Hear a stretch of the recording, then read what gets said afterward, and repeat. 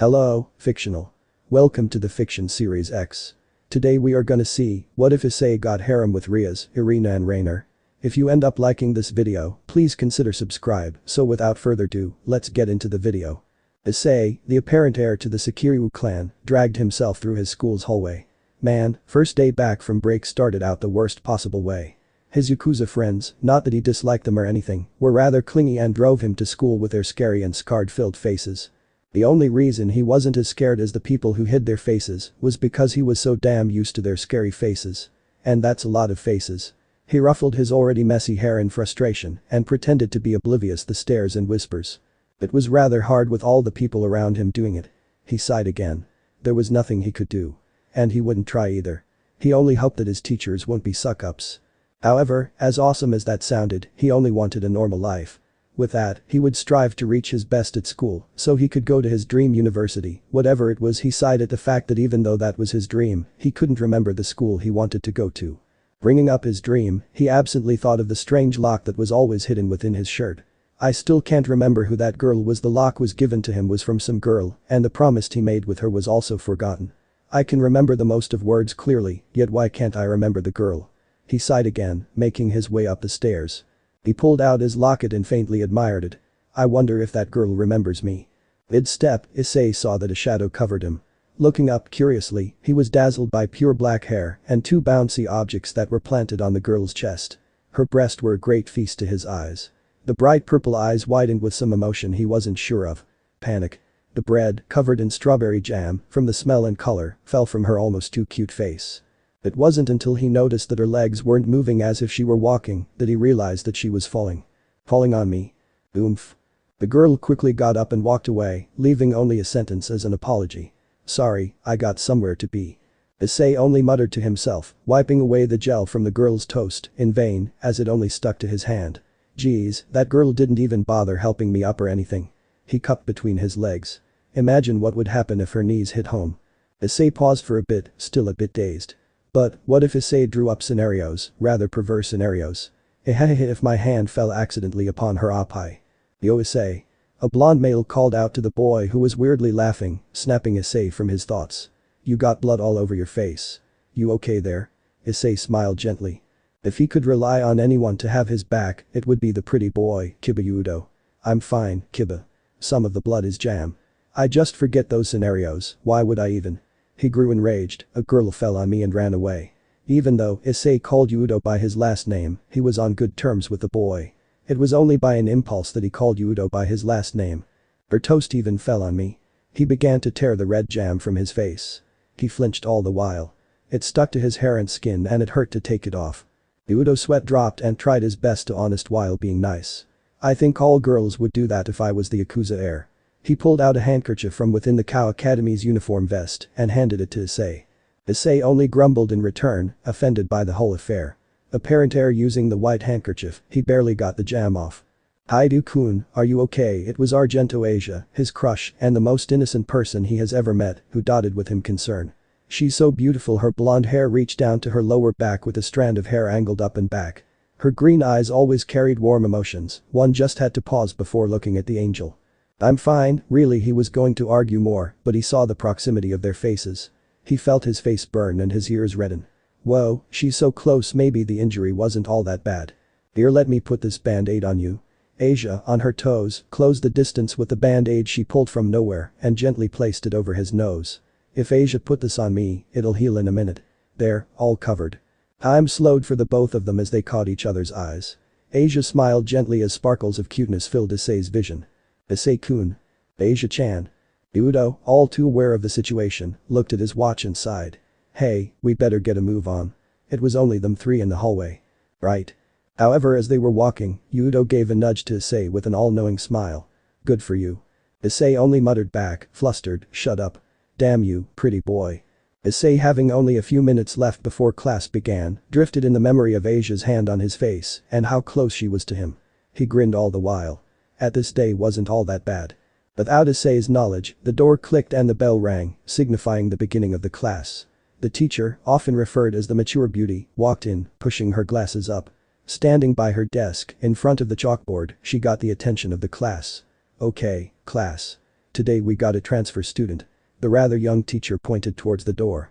Come in, Amano-san. The feminine voice responded, hi. As she walked in, the boys and girls of the class stared in utter shock. She's beautiful. Issei, however, had yet to wake from his daydream. I'm Amano Yuma. I'm half European but, as you can see, I can perfectly speak Japanese, so don't be hesitant to talk to me. I look forward to meeting all of you. She tilted her head, knowing the effect she had, and smiled cutely. Ooh ah. The classmates yelled together, instantly dazzled by her beauty. She's so cute. She's hot, dude. What is she? A model or something? I've never seen such a woman. The teacher, as if such reaction was normal, asked Yuma to take a seat. Why don't take an empty seat? She pointed somewhere around Issei. Nodding, Yuma began to search for a seat. Hey, what's all this noise about? Is it Masuda and Motohama again? Looking up from his seat near the back, he caught familiar black hair. Isn't that Aay? It's you. Yuma pointed at herself. It's me. You fell on me. Issei accused her of falling on his baby soft body. He got up from his desk and made his way to the front of the class. The classmate stared. It's the Yakuza guy. Oh no. Aay? I wasn't trying to. It was on accident, geez. Yuma retorted, her beloved face twisted in a frown. Her huffed dignifiedly and looked away. You barbaric girl, you didn't even help me up or anything. He was highly offended by that fact and comically thrusted his hand at her direction, accusingly. He would help her up if it were the other way around.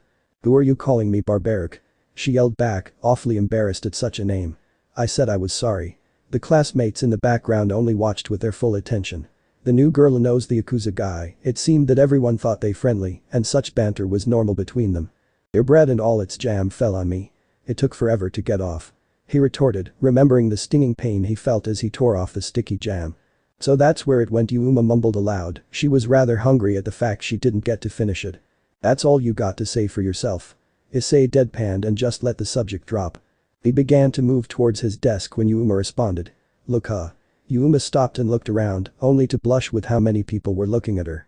God, this is so embarrassing. She also stopped at the fact she couldn't continue if she didn't know his name. Haidu-san, a girl's voice whispered out to her. She half-asked an excuse and hoped to let the whole situation to drop. Look, Haidu-san, I'm sorry, I didn't have my watch or phone on me to see the time. I thought I would be late. Yuma paused at her confession. The whole class was paying attention, the teacher wasn't excluded. She smiled inwards and let out a timid and cute voice. I didn't want it to be embarrassing, I'm sorry. However, in reality, she did have her phone on her. She was wanting for the call. Issei blinked a few times as he took in the sound of her voice. He frowned at the fact that he looked like the bad guy. His reputation was probably falling lower than before. It's fine, I was just surprised. Okay, how about this, the teacher started. The whole class was rearranged and near the front was Issei and Yuma, next to each other. Hey. Haidu-kun, I'm counting on you to help Amano-kun. The homeroom teacher, Hihara Kayako or Kayako-sensei, as her students like to call her, cheerfully asked Issei to assist Amano on getting used to the school. What Issei or Yuma couldn't understand was why they were together after the spat they had. Lunch. Issei was making his usual way to the tree near the old school building when he was looking fondly at the bright sky. The clouds were mere waves as they moved slowly from his position on the ground. The tree before him was large, bushy, and had plenty room for a group of friends to sit in shade. That was, if he had a group of friends. He glanced up at a windowsill, tearing his gaze from the heavens. More often than not, Issei caught the eyes of one of the top beauties of Kao Academy. Beautiful Gremory Rias was the name of that beauty. Her distant teal eyes had always caught his attention, and her luscious crimson hair was so hypnotizing. She was only in her second year of high school, yet she had such a big reputation. However, she doesn't talk too much to anyone but the second beauty of Kao Academy. She turned away and another familiar face took her place. A black-haired woman named Himejima Akeno looked at him with curious eyes. And she was the second beauty of Kao Academy. This is the first time I've seen her this close. Issei noticed her hair was held up with an orange ribbon and a bow. However, he did see why those two were the most beautiful women in Kao. And he mentally memorized them. Akeno just smiled seeing the man. He wasn't ogling her, maybe perhaps a bit, but she was beautiful, she knew. And he didn't seem to have the Yakuza aura that people said he had. No, he seemed just like a normal boy. It reminded her of her best friend, Rias. Rias, Akeno knew, only wanted to live normally. Perhaps if she did, maybe I wouldn't be alive. Issei stood starstruck. What was with his luck today? He caught the eyes of Rias and Akeno. He wasn't sure how to feel besides curious. Issei always wondered why did she stop when he would stand, sometimes just to wait for her, and look back him. He was a nobody, unless counting his Yakuza background. Even then, his looks, he would begrudgingly admit, was normal at best. But even with that small moment, Issei felt at peace. It made him feel awfully funny in ways couldn't understand. Yo, Issei-kun, looking at Butchu as always. Oh right, Kiba has a cult research club with her, I'm so jealous. Stupid handsome. But still he did wonder, what was all the staring about? Hey, Kiba, why do you think she's always looking back? Udo, in return, only smiled and shook his head. He wasn't sure either. Or, at least, he didn't have enough evidence for the reason he thought it was. I don't know, Issei. I don't know. Glancing at the windowsill, he caught the eyes of Akeno and nodded. Akeno, in turn, smiled and took her leave. Aw, Kiba, I wish I could use the kitchen during lunch. I would serve everyone and no one would look at me weird. Issei groaned as he laid back against the grass, in the shade of the tree. And maybe get girls while I'm at it. Issei-kun, when will I be able to taste your cooking? Udo always did wonder how was Issei's godly cooking. At the same time, he was teasing Issei. There were already enough rumors of things Issei would never imagine. And wouldn't have, since the doujinshi that sold by the hundreds already have most of them covered. Across the world. Damn you, Kiba, you already have the cooking of girls waiting for you. He pointed somewhere behind the tennis courts where a line of girls with extra lunchboxes were blushing as they listened in on their conversation. Did you hear that? Kiba-kun wants to taste Haidu. Oh. I don't think I've read that one. I've got it right here. Hey, what the funk? Issei jumped from his favorite spot and shooed the Fresh Prince of Cow away. You bring too much commotion to my spot, I don't like it. Leave. Where the funk did they hear that? Udo smiled and added more fuel to the fire. Ah, come on, Issei-kun. I'm sure you taste good. No. Just, no. Go, shoot at your fangirls. Issei was sweating bullets. The last rumors had just died down. I don't care if you don't have food. Get them from your followers. But Issei-kun. No. Ice. Do you think Kiba has the pants in the relationship? Issei sat through last period with a bored face. Damn you, handsome. Udo always took the teasing across the line. Issei shivered as he questioned Udo's sexuality. He always seems to turn down his fangirls, and his teasing was starting to cross a certain line. It's better if I don't think about it. He opened his eyes and looked up from his arms.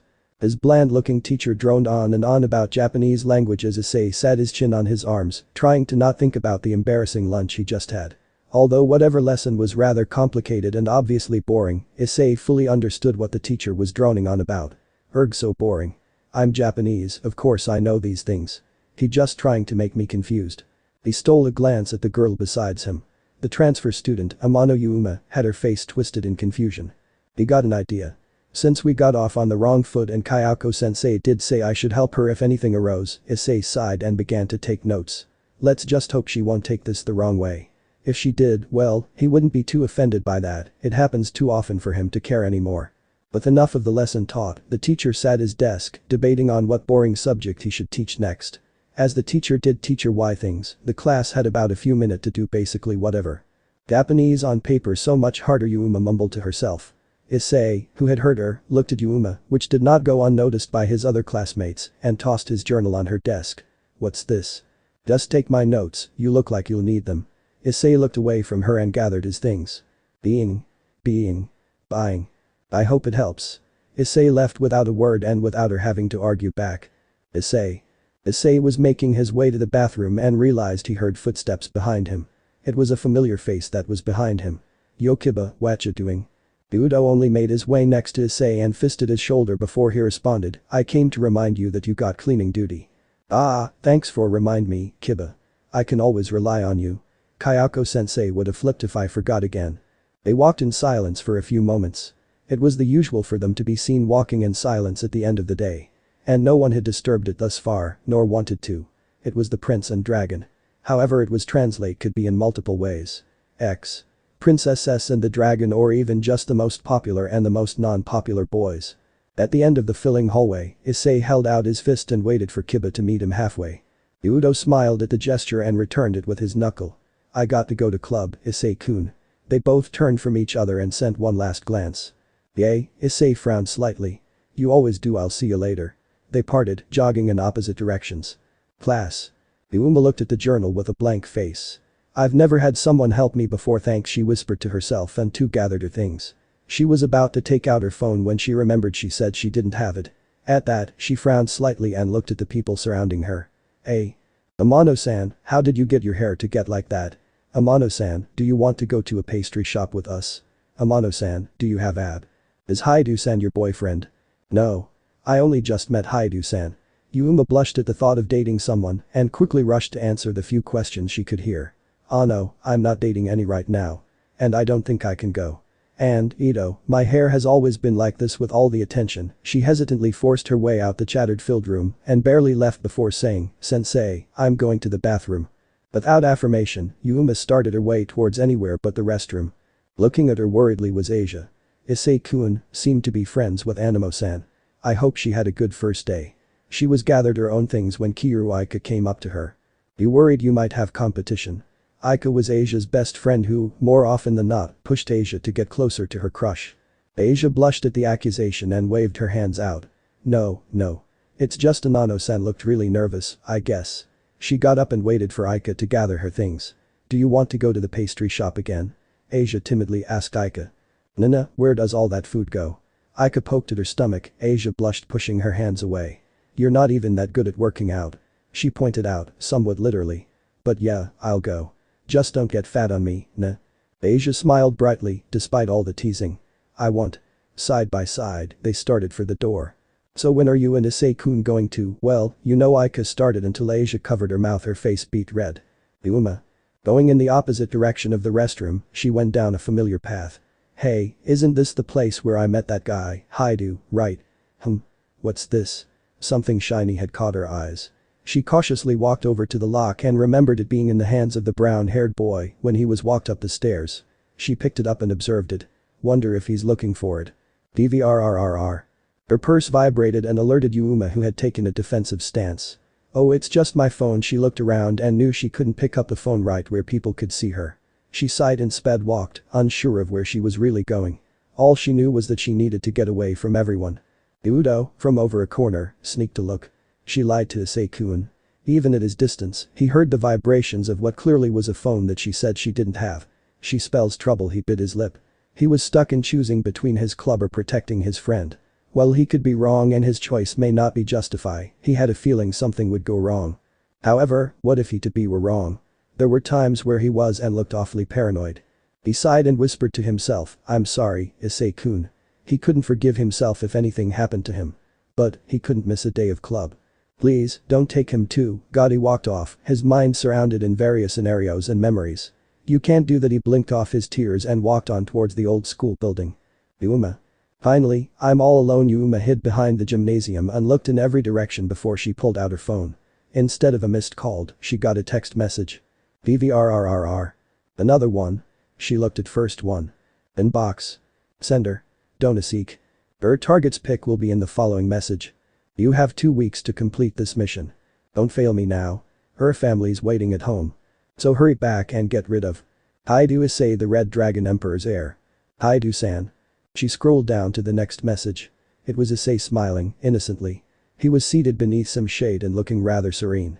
Behind him, she faintly recognized, was the old school building and a rather large tree. She bit her lip, a small blush formed on her face. This was her last mission before she was set free of her duties as the assassin, Raynare. She began to ponder how many has she killed ever since she started. Hundreds. Thousands, even. Do I even deserve going back to them? To the family, Donaseek mentioned in his message, did she deserve such a life? She sighed at her thoughts and pushed away for another day. Haidu-san. She pulled out the lock from her pocket and steeled herself. After all, she wasn't too good at talking with people. Much less asking them for help. Her plan was to find him, return his necklace and ask for him to show her around. Simple. If only it were really that way. After her date, she would kill him. Hopefully. If she was lucky, she might be able to find him. She pocketed her phone and turned around the corner. Alright, where should I start? Oomph. Speak of the devil. Yuma dropped the lock. She was unintentionally fidgeting with her hands and it landed on the chest of a certain brown-haired boy. Issei simply laughed at the mishap. What your excuse this time, eh? He was kidding, but it seemed that Yuma didn't catch on to it. I was, going give that. The blushing girl, who was still on the ground, pointed at the necklace. Back to you, and ere she poked her pointer fingers together and kept looking up and down. I was joking. Issei dusted himself off as he got up. He struck a hand out. In return, Yuma just stared at it, somewhat apprehensive. Just take it, I'm helping you up. Slowly, Yuma let her hand rise. Thank you. It was nothing. Thanks for finding this for me. I was so worried with his hands, Issei began to wipe invisible muck off his precious belonging. After, he simply put it on and around his neck. Yuma steeled herself before she spoke, I just happened to see it, and No, really, this is really important to me, if you need anything, Yuma blushed as Issei took her hands into his. Please tell me. Can you? Oh no, let go Issei blushed after he realized what he had done. Sorry. He gave her space and blushed. Oh no, she looked down. Was this the feeling that girls feel in the movies when they ask out their crush? Could you show me around someday? Eh? Issei was surprised. But a request is a request, nonetheless. Sure, is Sunday fine?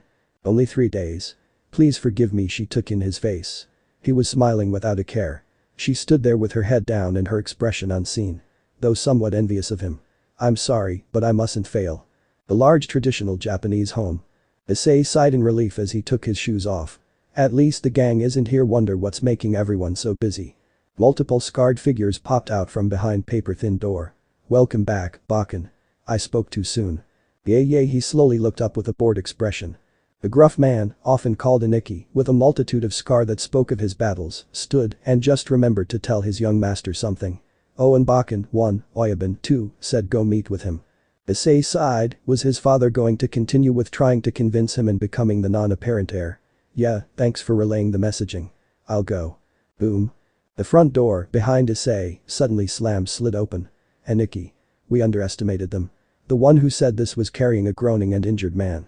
Aniki ran to a door and let it open, his face worried though it looked angry with the scars. Quickly he went in action. Here, put him in here. Even though Issei hated the idea of joining the Yakuza, he hated it more when they got hurt. Sure, they were loud, rough and such, but they were his friends. Why would he want to see them in such state? However, at the same time, he didn't want them to hurt the other team. In fact, Issei didn't want anyone to get hurt. There was no reason but pride. Pride should cost lives. Hey, is he going to be alright? Issei couldn't help but ask. That's our Bakken. Issei simply ignored the crowd behind him. He's going to be fine, he was already sick. What was he thinking fighting in his condition? A few members went to check on him. Issei sighed, all he could do for them was make food, although tasty, it wasn't much use to them. He sighed again for like the 10th time this day. He dumbly dropped his backpack and changed into a black kimono with an intricate brown line design. He slowly tied the dry wood brown sash around his waist. He shivered slightly, as newly put on clothing were always rather cold. Wonder what Tucson wanted. He finally got to a large door that was guarded by 2 men. The 2 men brightened at the sight of the beloved young master. Yo, what sounds good for dinner? Anything from Bakken is great. They exclaimed at the thought of Issei cooking, even though he did it twice a day, every day leading Issei to let a droplet of sweat fall from his face. Right, he said as they opened the door for him. I'll see ya at dinner. Seated, with his legs crisscrossed, behind a low table, Haidu Masaru or the Sekiryuu had his eyes closed, patiently and too was clothed in a kimono similar to Issei's. You're getting married, was simply said by his father. It took Issei a few moments to take in what his father said. After a few moments, he made a blank face and said, okay. In turn, the father fell from his position. Getting up slightly, he threw a finger at Issei, hey, you're supposed to be surprised and yell at me. Issei only deadpanned at his childish father. You joke too much, seriously. I was prepared to do I don't even know. Okay, enough joking fine. Issei's father presence suddenly changed where even Issei knew he was being serious. This made Issei follow in suit, even copying his stance of crossing his legs. How do you feel about dating? All that seriousness for that, eh? What do you mean? Issei fell back from his position. Oh, so dating gets him ruffled up. Oh, so you have a girlfriend, eh? He smiled teasingly. And no. It's not that, it's just. Again, he felt that overwhelming aura coming from his father. You that new gang on the block? At that, Issei nodded, stiffly. Are they going to endanger everything? Well, it just so happens that I'm good friends with the leader. And hope to end the war by saying the aura. Issei's father tried his best to keep up, failed and disappeared. Issei stared at his father with a piercing gaze, suspicious. Get on with it. Masaru flinched, harshly. Saying you and I forgot to mention that good friend of mine also has a daughter around your age. Masaru paused, nervous at his son's reaction if he continued. So? Issei at that moment glaring down at his father. And it was at that moment Masaru knew he had funked up. Well, I said you two were. Masaru was stalling, and the both of them knew. Or what? Issei was starting to piece the puzzle, but he wasn't quite finished. After all this could be something entirely else if it was related with the Yakuza. But we're dating. Masaru tightly shut his eyes and covered his face. Issei deadpanned. Was he really going to take his joke that far? If that's all you're going to tell me, then I'll just leave. With that, Issei got up and sighed. When am I going to get a break? No. Wait, Issei, I'm not kidding, seriously. Issei only blankly looked at him. It was kind of hard to take him serious if he was laying on the floor. I need you two to fake liking each other until you leave high school. Hey, Issei, where are you going? What? I'm just leaving. Issei had enough of, well, quite everything. Aren't you? The feminine voice interrupted him. Akeno. Hey. Don't poke me there. Issei ruffled his eyebrows. I haven't heard this voice before. Then get moving, go on. Or that one, but, Akeno. Don't be so pushy, geez. A girl with red hair opened a door and realized that the two people before her had heard her. Slowly, a blush crept up her face. Ito. Eh? Issei stared at the beautiful woman before him. It was Gremory senpai. He simply stared at her. She was in a breathtaking crimson kimono covered in various designs of flowers and was tied by a simple obi of the color black. Yet all the obi seemed to do was emphasize her busty chest. The kimono purely contrasted with color her enchanting teal eyes. Beautiful. Come on, Butcho, you're blocking the entrance. Let me get a look. The other voice from before, or the Akeno, spoke from behind Rias. Slowly Rias moved out the way and stood like she was out of place. Oh, this is what Haidu-san looks like at home. Akeno presented herself in a similar outfit, though Ria's crimson was replaced with white and the obi was red instead. Nonetheless, Issei could have swore that her breasts were larger than Ria's. And she looked as beautiful as Ria's. Imijima senpai. He looked between the two females and his father. He let out a breath of exasperation and threw his hands up. I don't get what's going on. His father only sighed. It seems he inherited my denseness. It means from this day forward, you and Gremory-san here will be dating. Issei shortly had his brain melt at the thought. But, I don't really like Gremory-senpai. I mean. I don't mean to offend you cause you are really beautiful. Rias blushed slightly. It's fine. Akeno looked at her president and smiled inwardly. Ara, Butcho, he turned you down. Issei couldn't hear her, but Rias certainly did. Akeno. Rias sighed and looked the other way, her blush darker. It doesn't have to be real, you just have to fake it together. Gremory-san already agreed to it. Masaru gently waved his hand toward the girl. You don't have to kiss or anything, all you gotta do is make it convincing. Go on a few dates, that'll be enough. But. I don't even know how fake love. Amana Raynare Yuma woke from the vibrations and noises from her phone from a not-so-random message, which would come every day. She didn't bother looking at the screen, she already knew what today was and how many more days till the fateful Sunday. She didn't need the stupid piece of technology to remind her. Stupid Donasik. Sending these stupid messages just to wake me. I still have, like, an hour to get ready, geez. Yeah, she barely was able to cover her mouth as she tiredly stretched and yawned. Her dreams were the only reminder she needed. She crawled out her pitch-black bed with glowing amethyst highlights and a purple screen hanging from the four poles at the corners of her bed. Yet her overpopulated bed, from various cute plushies and pillows, was in exact contrast to her empty white walls, her almost empty and plain desk, and her almost empty drawer with bare necessities for school and life. Atop her white dryer, a small room near the bathroom, were the clothes she wore the day before. She couldn't afford to waste money on extra clothing for a school she won't see in 3 days. She harshly sighed at the cold air hitting her skin as she removed her see-through black nightie and her underclothing articles. She shivered as her feet touched the cold metal of the white tub that could be used for showering or bathing. She always showered in the morning and bathed after a bland takeout from some shop. As she bent down, also bending her knees, clenching her teeth together, she bitterly waited for the freezing water to come rushing down upon her as she slowly pulled at the water-controlling nub. She couldn't afford warm water either. She wasn't supposed to have luxuries. She really deserved them either. Her dream didn't help her think otherwise either. She stood in the cold rain, trying her best to stop her shivering. After moments of just standing, she took a sample of shampoo from the out-of-place pink dispenser. She closed her eyes as she rubbed her hair that hung limbless from over her left shoulder, like a pet or as if her hand were a brush. After finishing that typical ordeal, she lifted her head directly towards the offending faucet's water flow. Her hair slowly removed itself from her back and down with the flow of water. She puffed out her breast, disrupting the flow of water, causing her shiver to come back at full force. This is the last one, right? She began to remember the day before. As she did, she moved her black tendrils over right should and began to fondly pet it and remove the leftover shampoo. My hair is pretty. But she knew she did the barest to condition it. She dropped her Night Queen tresses in favor for the green soap bar. The boyfriend, huh? She has never been to a normal and open school, her mission's victim usually was in some refined private school. Having people comment on her far away, she was far more used to but not so up close, nor so quickly. She has had people come up to her like yesterday, but they were usually far more condescending, less in size and different, yet not the school's population. She rubbed the slippery object over her light body in both weight and color. She looked small for her size with her plump breast taking up most of her chest and her frame thin yet still healthy. Taking the soap in the other hand, she slipped it to her back and around her butt, which she knew may as well rival her chest, though not out of size, then down to her feet. She wasn't too fond of seducing. She sighed, waiting for the water to remove the soap over her soft skin, even though it should be hardened like an expert fighter. Yuma stritten into her room, uncaringly of her lack of clothing, with her school uniform in her arms, only bothering to stop at her mundane hardwood dresser. She let out a soft yawn, her hand cutely covering her mouth. She looked at her clothing and fondly got lost in her thoughts and memories. Her mother, Kalwerner, had bought her rather suggestive articles of clothing that should be never seen unless in bath, she said through her letter.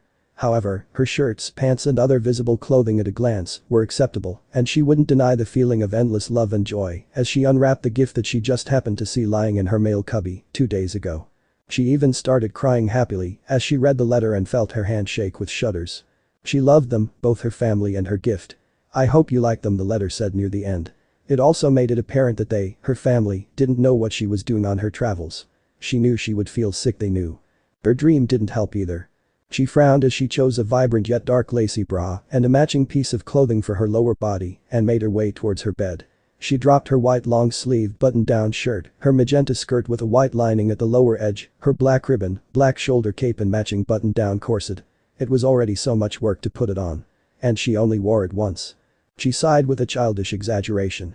She bent over, one hand steadied her body by holding onto the bed, since she has learned through experience that she was awfully clumsy in the morning, explaining part of why she felt on Issei. Her other hand slipped her lower undergarment slowly, under her knee. She whipped her barely wet hair onto her back and put her legs together, holding the thin purple undergarment. She then switched hands, leading the cloth to slip around her other slender leg. Afterwards she glared at her bra.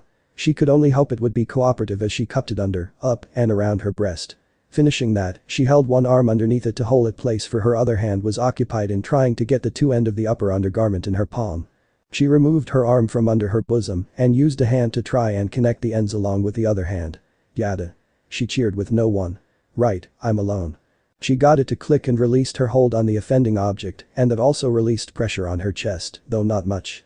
Thus jumped in success and joy. My morning was getting better already. Now just for the other clothing she deadpanned and then simply turned to the other bothersome clothing. I hate school. She made her way to her desk where 2 journals laid. She smiled, slightly and bitterly. She picked them up swiftly and shoved them into her backpack. Life, right. She said to no one, this time intentionally. Issei. Bring. Issei woke up and grunted, silencing his out-of-age alarm clock. It was going to be the same old repetitive routine. Take a quick morning shower bath, depending on how he felt, then go and brush his teeth, make a massive breakfast with his utmost abilities, and walk to school alone. It was almost sad how ordinary his morning was. But that's not how it went. He got out the bathroom, expecting his Yakuza friends to be waiting in the large dinner room when he made his way into the room. However, all he was faced with were empty tables. Maybe. Ooh. Bakken really did go and get himself a girlfriend. An excited voice shouted from some place near the entrance of the house. That's our budding Bakken. Yeah. Had myself a girlfriend. The images from last night hit him at full. What's senpai doing here? He knew the only reason why she bothered to come was the lie his father told and that she didn't want the war to end in mutual destruction. Neither did Issei. He couldn't do that to his friends and the people who raised him when his father wasn't around. He couldn't do that for he didn't want to ruin the face that would frown in sadness if the war ended in a tragic way. He couldn't ruin either senior's face. He sighed and sneaked a peek. All around the timid red-headed girl and the black-headed girl besides her was Issei's friends. Rias was smiling awkwardly and found the bunch that surrounded her too, well, much unlike the rumors. She too understood the meaning of failure for both sides. She didn't want that. At least the person she was somewhat forced to be with wasn't like the guy who, more often than not, tries to rub himself against her. Rias hid a shudder and looked to her female companion. Akeno simply smiled, which hid her unease well, at everyone and waved lightly. She was more accustomed to this sort of attention, not that she liked it any more than Rias did. Akeno made up for Rias' shyness and had a welcoming aura. However, she, too, didn't speak more than was needed, only if it was Rias' other friends. Please hang on for a few more moments. Issei turned from the door and sprinted towards the kitchen. Opening through cabinets and refrigerators, he got all the necessities for his dish. He smiled as he got ready to prepare his dish with his signature apron and chef hat. He was ready to impress his seniors. He ran back to the entrance of his house. "Yo, everyone. I made breakfast." Everyone's head turned to the brown-haired boy. He smiled awkwardly at the two females, internally apologizing to the girls. "Aken. Why didn't you tell us you knew such beautiful woman?" They turned to him with pride at his sudden growth. They were even crying. "That's our Bakken." He deadpanned, moving away from the opening called a doorway. "You'll scare them away." "Never mind that, wait at the tables." At that, the men slowly made their way to the dining room. The last member was the one of the senior members of clan. "Remember Bakken, always have protection." He whispered to Issei with a smirk as he slipped something into Issei's hand. Slowly and cautiously, he opened his hands. "Dirty old man." He chucked the wrapped condom at the man, only to miss and hitting a rather tough-looking man. The man glared angrily everywhere, looking for whoever threw it. See that the man landed on himself, Issei pointed to some other Yakuza member, knowing that that man wouldn't dare hurt him. Well, unless one counted training however, that action of him accusing someone else caused a full-out brawl between the men. Issei only sighed at the sight before turning back to the girls. He scratched at the back of his head with slight embarrassment. "Sorry you had to see that, Gremory-senpai and Himejima-senpai." Rias looked at the men behind him and said, "It's fine." Akeno, on the other hand, responded a bit making Issei feel less awkward. Ara Haidu-san seems to have quite a lively bunch." At that, he laughed lightly before ushering them in. "Come on in." He paused before asking, "Have you two ate anything yet?" Akeno responded for them both as Rias was still taking off her shoes silently and for some reason really slowly. "No, we usually eat in the old school building, together." Issei nodded, wondering why they didn't eat at home, but didn't dwell on it. "Do you want to eat here? My cooking is fine at best. But the bunch over there," he pointed a thumb to the brawling men, "always exaggerates my cooking." Akeno looked at her companion, there really wasn't a reason to turn him down. I mean you don't have to eat it, you could just wait over in the living room." At that he opened a room filled with a TV and various movies, games and game systems. Rias looked at the room. It reminded her of something she'd rather forget. After a few moments, she finally responded, looking curious. "What are you making?" Issei smirked, he couldn't wait to see their faces of delight. "It's a secret." Akeno walked up to Issei and whispered into his ear. Issei blushed with how close she was to him, so suddenly, and after he realized he was almost shamelessly staring at the girl's breast. Please forgive Rias, she's rather entranced by the sight of an old-age Japanese manner. After calming himself down, he went back to the words Akeno had said. It made him curious and made him sneak a peek at the teal-eyed girl from the corners of his eyes. She was magnificently admiring his home as her brilliant crimson hair swayed with her every turn, and her radiant eyes surveyed the around with what seemed to be glee. It was as if she were the lone yet beautiful tree atop a hill overlooking the vast and luscious terrain, in the framed painting. He watched as she tantalizingly drew her fingers across the paper-covered walls and around the edges of a painting of a sakura tree. Her fingers stopped at the black inkling of a signature. "Haidu," it said. He gulped as she caught his eyes. However, as it was the usual for him to catch her eyes, he felt strange. Whether if it were good or bad, he couldn't tell. Who painted this tree? He awkwardly laughed and scratched the back of his head with embarrassment, only guys could get in front of girls. When I was younger, painting was a good pastime and preferred over the alternative. That picture is one of my best. Akeno smiled gracefully and tapped the reddening cheek lightly. Haidu-san seems to have a lot of talent. Issei in turn just changed the subject. "If you want, you can wait over in the living room, since the dining room is full with idiots. I'll get the food." Before they could say anything, Issei left the room. "Akeno, do you?" Rias paused herself and looked at her hands. Her vision flashed with blood. "Do you think it'll really end? All of them?" She let her hands fall to her sides. Akeno went silent for a moment before she responded, solemnly. "We can only hope, but it hasn't been so easy on us. Perhaps, it only postponed them, or pushed them closer. I don't know, sorry," Akeno offered. Rias, in return, only nodded and took a seat on a simple blue cushion chair, near a coffee table that was littered by various magazines. Akeno sat down silently, adjacent to the table. After long moments of silence, Rias sighed silently at the serious and distressing air and tried to lift both of their spirits. "I wonder, does he make good tea?" Akeno smiled, slightly and nodded, exactly knowing what she wanted. "I too wonder. Wait till you smell that." Rias nodded and they both looked to the opening door. Issei only smiled, as his hands were occupied with two plates. Atop those plates was a basic-looking crepe when compared to a Grand Chief's cooking. The crepe itself made from whisk eggs and all-purpose flour and was thicker than the usual crepe. However, over the golden brown soft dough was a zigzag of chocolate syrup and a faint sprinkling of powdered sugar. In the cone-shaped dessert was splint strawberry, void of their green leaves. They looked very fresh with a hint of shine on the cover, along with the pure white whipped cream. I hope you like my crepe. Issei passed them each a plate, a knife and a spoon from his apron's pockets to them at the same time, and them. The rich and prideful aura disappeared from him, which left him in a nervous state. What do you want to drink? I don't have normal tea, but I have milk tea if you want it. Akeno and Rias stared at the awesomely smelling cuisine. They replied simultaneously, we'll have the milk tea then. Is warm tea fine with you both? They nodded, dazzled by the lovely aroma rather than the look of the crepe. I'll go get them. He rushed out the room, not wanting to disappoint his seniors. Idadakamasu. They looked at each other before cutting the crepe near the bottom.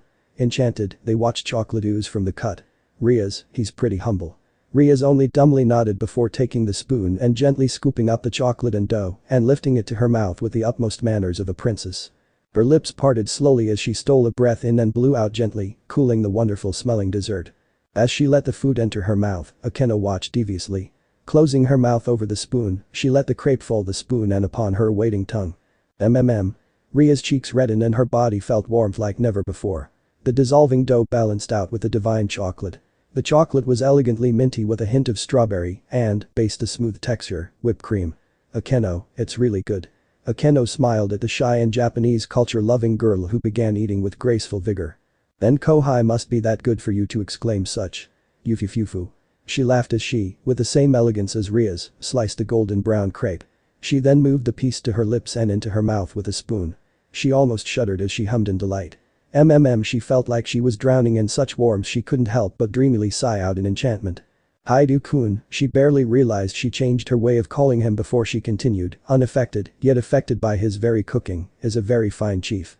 Rias nodded taking a strawberry, covered in whipped cream whiteness. You should try a strawberry. I think he makes his own whipped cream. It's like a cake rather than a crepe. Akeno commented, following Ria's advice of tasting a strawberry. They slowly turned towards the door as they unknowingly had cream and/or chocolate markings around their mouth. Issei paused at the sight of his dearly loved seniors. They were rather cute with the mess around their enchanting lips and their delighted expressions.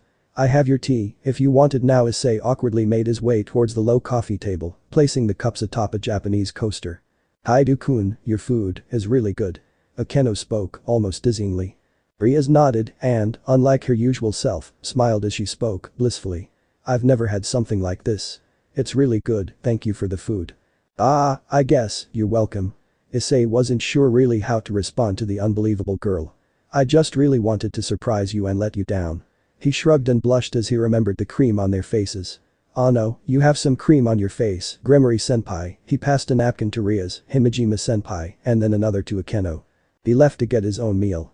Please, if you want more or something else drink, do tell, nah. He walked off, but this time he felt proud at himself. Gosh. And there is no way in hell I'm going to let charming handsome have some. He laughed at the imagery sight of Yudo under his foot. Die. You insolent fool. Die. Mwaha. Issei smiled at his thoughts. He would never do that, but it wouldn't hurt to have such thoughts, especially if it was against the lady killer. Should I make lunch for all of us? Except for Kiba, of course. Living room. Rias blew at the steaming cup, filled with a tea of a texture with a likeness to coffee. This is milk tea. She watched the white foam swirl every time she blew at the liquid.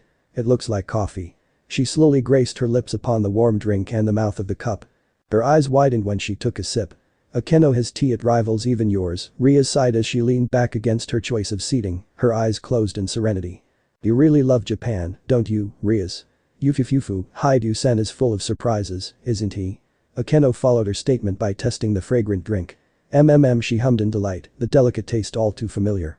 It tastes like Aka's. Way to school. Oh no, Gremory-senpai, do we have to be like this? As of that moment, Issei was side by side with two beauties that no one had any prior knowledge that Rias and Akeno knew, the infamous Haidu Issei. People weren't like this. Rias blushed as she was holding Issei's hand. It wasn't because she liked him or anything. No, it was because the alternative was to have his arm in her chest, which was something she would rather avoid, and the only male to ever hold her hand was her father, or so she believed.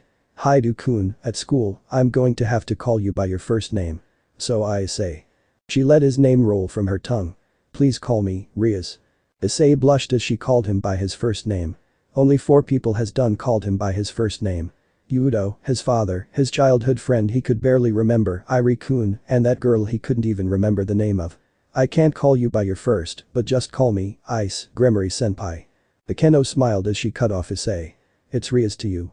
She poked his arm, her finger dragging down his shirt for a few moments and said, Yufufufu, if you're calling Rias by her first name, you're going to call me, Akeno. Mo. 1, Himejima. Ah. She playfully tapped his nose causing him to straighten, suddenly, and blush madly. Akeno. Hi. Akeno-san Rias-san Issei let the word roll from his tongue. One day, he called no one by their first name. But now, he had not only been allowed to call one person by their first name but two. Besides Yudo, but to Issei, Yudo could just screw himself he was kidding. Akeno didn't say anything about the suffix but would doing something about it later. Anything to make it more convincing. Nearing the gate was when people actually started to notice them. Hey, look, it's Haidu with Gremory-senpai and Himejima-senpai. Since when? Gremory-senpai is holding hands with him. Don't touch the beast. He probably blackmailed Gremory-senpai and Himejima-senpai. That bastard. I'm so jealous.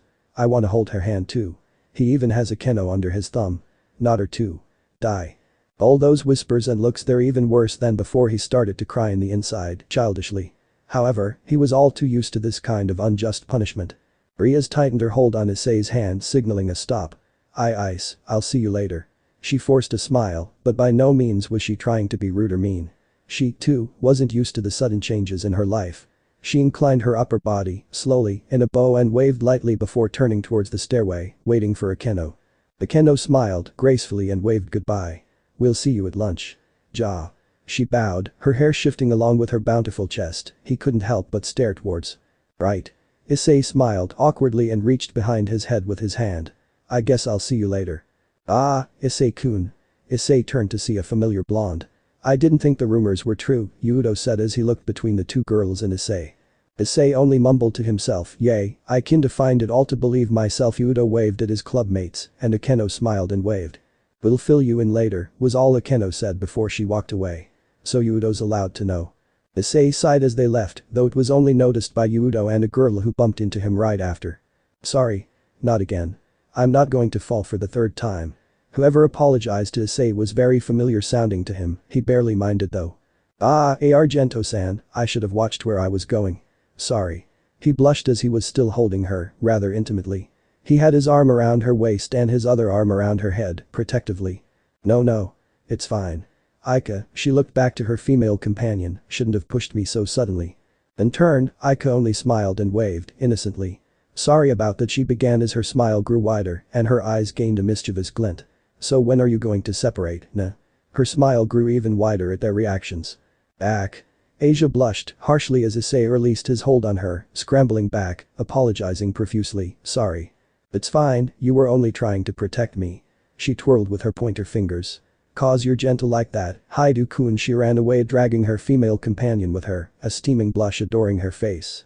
Issei simply watched as she ran away, his face matched that of Asia's at that moment, Argento-san. Yudo smiled gently at the scene, then began to wonder about the rather true rumors. He frowned slightly. Argento-san is a nice girl but would be hurt if she knew they were true. So Issei-kun, can you hold me too? No. He quickly turned down the ridiculous question. Never will I do that. His smile started to match Aika's mischievous one. I swore I heard a stutter. No. Issei started sweating as he saw the always following fangirls whispering to one another. It does seem like Kiba-kun does wear the pants. You were right. The prince has Conqueror the dragon. Stay back. Don't move towards me. Issei was backing up against a wall, while Yudo has his dubbed shit-eating grin pasted on his face. It does seem like I have the pants. Yudo backed Issei up against a wall, but soon he just stopped and held his hands like he was caught by the police. He laughed suddenly, okay, I'm done. He said that yet his smile never faltered. They made their way towards their class. Issei sighed and shook his head, glaring untrustingly at Yudo. Kiba, I'm really starting to question your sexuality. He shuddered, as images wouldn't leave him alone. Yudo chuckled lightly. I like girls, seriously Ice. Issei only increased his intensity of his glare. It doesn't seem like it. You say that, but what's with your deal? Issei only fell on his face as Yudo simply shrugged. I guess I'm always bored. Yudo felt his thoughts begin to wander and thus shook his head. Yudo mumbled to himself, too many glasses. Issei only sighed, entering his class with Yudo on his tail. He started to wonder why Yudo mumbled, glasses. However, as he entered, his bright, from sudden light coming from windows, maple eyes caught divinely innocent green eyes as the backdrop seemed to make her shine. However, he didn't miss that heat that crept up his face was because of a blush. Buying. Asia smiled and waved, then turned to take out her materials. This made Issei move towards his desk. On the way there Issei was stopped abruptly. "Thank you." Yuma forced out as she pushed his journal into his chest, making him hold his chest, instinctively. It helped. She moved swiftly back to her seat, hiding her face in her bag as she got her materials. A flash entered his vision. A shiny bird. Whatever it was, it flew off. It was orange, with some yellow and brown shades. It had the shape and wings of a bird, but it was shiny like a fish. "Haidu-kun, please move towards your seat." His homeroom teacher called out as she entered the room. "Right. Phoenix Manor, which is at some place called Hell, apparently." Riser Phoenix was stomping in her room, fuming with envy, anger, and with an open flame next to him. He threw another crumbled picture of that cheeky Japanese bastard into the all too glad to devour flame. Gremory Rias was Riser's. Only Riser's alone. But no, she was found to be dating a random Yuka whatever it was called boy. So what if he was the heir? Riser is handsome. Strong. Sexy. Powerful. And handsome. And sexy. It wasn't apparent that he said handsome twice. And other synonyms, apparently. Redundant, isn't it? Ravel only shook her head as her head was in the opening of his bedroom door. Ani-sama is acting strange. Ah, geez, it's finally break. Issei's face twisted into unsureness as he began remembering his morning. He wasn't sure what he should do. Do I go to the old school building or look for Gremory Ria-senpai? Hey Ice. Issei realized it was Yudo who had called his name as he began nearing Issei's desk. Akeno texted me to get you. I still don't know what this morning was all about, seriously, Ice. I guess that answers my question. Issei sighed as he rose from his desk, a pair of green orbs watching him. I'll tell you about when we get there. He lifted his mundane brown school bag over his shoulder, letting it lay against his back. Inside the bag was various items, including a fair lunch for 3. He shot a look over his shoulder to Yudo, the old school building. Yudo just smiled and got up from his spot on a nearby desktop. Yeah, just not the tree this time. He then made his way to his best friend's side. Though, it's a shame, it's a nice day today. Right? Issei never saw the concerned emerald eyes that followed him until he left. Hey Asia. You alright? Aika poked her in the stomach after she pushed up her glasses. Her mischievous smile was plastered on her face, as always. The bright-eyed girl blushed as she got out her stupor. Yeah. I was. Watching Issei-sen as always. She giggled at Asia's reaction until a small frown took its place as she remembered the morning gossip. Aika stopped, pondering if she should tell the innocent maiden or not. Issei-sen seemed bothered. Asia's face was distorted between a slight pout and an expression of confusion as she was in her own little world. She also began thinking aloud, I do wonder, is he okay? Aika smiled slightly at the oblivious girl and waited for the girl to leave her thoughts. As she waited, she looked around the bland classroom. Aika's frown replaced itself as she also looked at the new girl, Amano Yuma, finally get up from her seat and away from the crowd of people that surrounded her and her desk without a word. Aika felt an urge to reach out to the suddenly loner, like she kind of did with Asia. At the same time, she wanted to learn about the girl, for she could be a rival against Asia for Issei's heart. With another poke, Aika got Asia's attention. Nah, Asia, I think we should ask Amano-san to eat with us. Asia blinked repeatedly as she took in the distancing black-haired girl. Do you think we should? Amano-san doesn't seem to want any attention. Hey Aika. Wait, what are you doing? Whatever Asia was saying fell upon invisible ears because Aika had already approached the girl. Hey, Amano-san, do you want to eat with us? The smile on Aika's face replaced itself, mischievous as always. Yuma looked surprised. She thought her action before was enough to turn down any sort of future invitations, at least for that day. Excuse me? It didn't really matter to her, friend that was, as rude as that sounded, she wasn't going to stay too long anyway. That bitter thought wouldn't leave her mind. Do you want to eat with us? Aika waved her hand at the nearing girl, Asia, who just blushed and waved, slightly embarrassed. I noticed that you didn't have a lunch. Aika pointed out. Yuma frowned internally and told a lie, I don't get hungry easily or often. More often than not, or more than it should have been, it was the opposite. Aika's smile widened as if she picked up something. Come on, you can eat with us, I'm sure Asia has more than enough for you too. Asia got flustered before she spoke. If you want I can give you some of my lunch, if you don't mind, Yuma shook her head. The blonde girl's personality took her aback some as she started to reply, I don't think. Grrrr. Yuma blushed harshly and she swallowed, trying to calm her body. She then took note of Aika. That girl made her feel different. almost like predator to prey. Yuma also noted that she has never felt such a way before, for her other killings were swift, quick, and silent. She was suddenly drawn out her thoughts as a hand took her left one. "Come on, let's go eat." And with that she was dragged with a blonde-haired girl, whose name she barely remembered, Asia, by the brown-haired girl who she still didn't know the name of. Yuma frowned at the fact she couldn't find it within herself to voice her opposition or even act on it. She faintly knew what she wanted. She wanted friends, huh? Issei. So, Issei started, trying to start a conversation on their way. "What's it like in the clubroom?" Udo shrugged carelessly. "It has a bunch of supernatural-looking things, and it's pretty homey." He looked around, sharply. He was, in fact, rather paranoid, as break was the time when he was bombarded by relentless waves of girls. Udo bitterly felt lucky that Issei was nearby, since girls were rather idiotically frightened by Issei's very presence. Pushing a pair of doors that led outside, Issei was looking at the tennis courts, his tree and the old school building. "It really is a nice day." He took a few moments to admire the scenery, as he always did from underneath the shade of his tree. Issei barely took notice of Udo's next words, "Yet it won't last." Issei decided not to respond and simply took a step out the building and onto the dirt walkway that mainly led towards and past the tennis courts and branched out towards the old school building. Udo was going to follow him, but a certain innocent female caught his attention, as he had just happened to look behind himself. "Kiba-san." A blonde-haired girl called out to him. "Hi, Do-san." Two other girls followed her, Aika and the new girl, Yuma. Her voice had also caught Issei's attention, as he would never disregard the voice of his longtime crush. "Argento-san, what are you doing here?" "Amano-san." "Sekiryuu-san." At that, Aika responded in Asia's stead, "We're going to have lunch by your tree. Does that bother you?" A smile took over her face. Issei blushed as he began imagining a scene of Asia feeding him food. "No. It's just I won't be there." "Oh, that's a shame. My plan will be halted for now." Yuma got more into the conversation, but had yet to say something. Asia said the question that was on the both girls' minds, "Where are you going?" I mean. Asia didn't realize what she said until it had come out from her mouth as she poked her pointer fingers together. Her voice and concern never failed to make him feel embarrassed. I'm going to the occult research clubroom." He laughed uneasily and began scratching at the back of his head. Aika's eyes narrowed slightly at that before she opened her mouth to say something. Whatever, it was cut off by Asia's tense response. I hope you have a nice time there, then." She smiled nervously and still got a darker blush out of the brown-haired male. "Yeah, thanks. I hope your lunch goes without any problems." He waved with a smile gracing his face and the outside behind him, making him seem otherworldly. "See ya." He left Udo in the dust, too shy to say anything else. Yuma didn't miss how he smiled or how the background made him look so different. She blushed lightly, unused to the image and the weird feelings that bubbled within her. She looked away and tried not to think about some things she would rather not think about. Two people, Udo and Aika, who both carried ulterior motives, didn't miss Yuma's actions.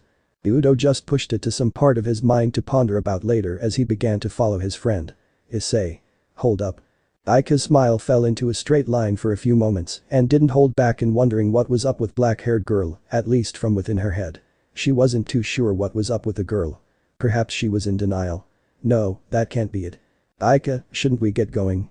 Asia pointed out towards the tree, as the boy had already made it inside the old school building. "Yeah." Aika grabbed Yuma's hand and dragged her over to Great Tree with Asia. "Hey." Yuma called out, surprised by the sudden grab and tug. "No need to get so rough." "Rough, huh?" It came out by itself.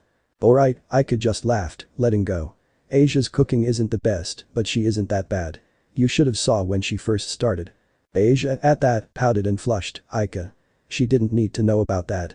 Even with the pout, she pulled out her lunch, setting it out much like a dinner table. Yuma stood in the shade, reflect on the two friendly girls before her. Is this friendship? "Hey, Amano-san, the food's all ready." The rather pushy brown-haired girl called to her pat a spot next to her. "Why am I included on this?" "There's only 2 days," Yuma muttered, unknowingly aloud. She placed herself some distance away from the brown-haired girl. She didn't trust the girl. One of Aika's eyebrow rose as she heard the girl, "You say something?" "No. Why don't I want to leave?" "I don't understand." Aika didn't understand the black-haired girl. What was there to understand? "Issei." "Tiba, I hear rushing water." Issei deadpanned, looking at source of noise, which was somewhere past a door. Udo scratched at his cheek and laughed, although a bit nervously. "Ahaha, but you often takes a quick shower before, Issei." With a hand to his nose, Issei responded, "Sorry, I was thinking." Udo chuckled, awkwardly. "That's one way to put it." From the door came a black-haired female pushing in a cart of tea necessities. A teapot, cups, some handmade coasters, and a wooden bowl split in half for cubes of sugar and bags of other additives. Noticing Yudo and Issei, Akeno smiled in greeting. Tea. Issei blushed and blinked. To him, it was like a wife greeting their husband. Faintly, he thought of Asia, which darkened his blush. Yeah, I'll have some, please. Yudo wasn't too sure what was going on in the brown-haired male's head, but still rose a brow at Issei's reaction. Yes please. She waved her hand around the sugar. Sugar? Akeno asked more to Issei than Yudo, for she already knew how much sugar the blondie liked in his tea. Yudo knew this and smiled in early gratitude. Just 2 cubes, please. She plunged a cube of sugar into the cup before she passed it to the Sekiryuu Clan's heir. Ara, I would think Issei-kun would like a lot of sugar from the deliciously and sugary breakfast he made. She wouldn't dare to forget that breakfast. Yudo frowned a bit, still in the dark with situation, before taking a sip of his tea. However, he would patiently wait for Rias to fill him in on the situation. After moments of instances full of tea sipping, the water plowing down in a shower stopped. At that, Akeno stood up from her seat on one of the couches and moved to leave to the other room. I'll be right back. Issei then looked to Yudo. What do you guys do anyway? He knew that researched oddities, but they weren't really doing anything. Yudo frowned behind his cup. We do research. He doesn't need to be dragging in unless but you. Issei just let the subject drop. What's with this week? First, the new girl, to a fake girlfriend, then Yudo started to act all weird. Unnoticed, Rias and Akeno entered the room. Rias glanced at the new boy as an almost invisible blush took over her cheeks. She still wasn't used to Issei, who lived as if he were in the fantasy Japanese dream of hers. Issei. She was a bit jealous, though she wouldn't admit aloud. Yudo. Yudo blinked, too busy in his thoughts to realize Rias and Akeno had entered the room. Good afternoon, Butchu. He simply responded with his usual charming smile. Yeah, she looked out the window when something curious overtook her vision. The new girl, Amano Yuma, the infamous Sekiryuu Aika, and foreigner, Argento Asia. Even at her distance, she knew the new girl was a bit off. It seemed as if Yuma was isolating herself. However, for what reason? Rias shook her head, lightly, and pushed the thought to the back of her mind. After all, she could somewhat find similarities in the girl to herself. Everyone has their own secrets.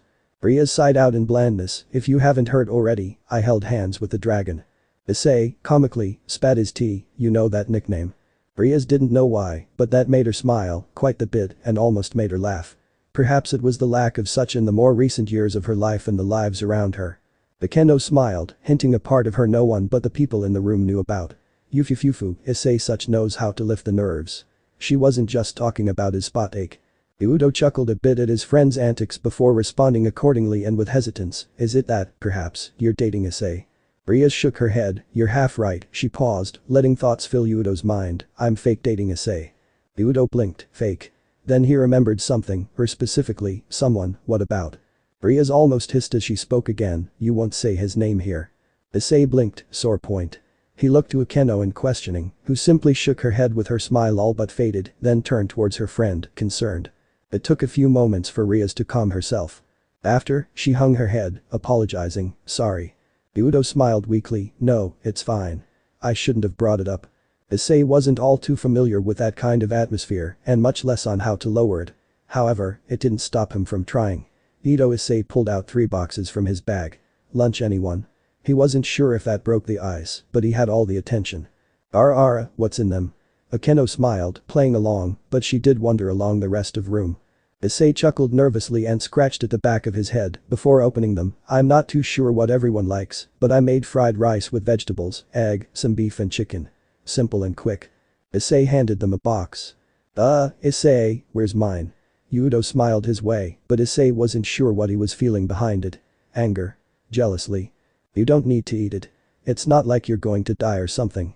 Issei exclaimed, forgetting the situation, but he was successful in diffusing it, mostly. Akeno had by then moved to Ria's side. He really is Yudo's best friend, isn't he?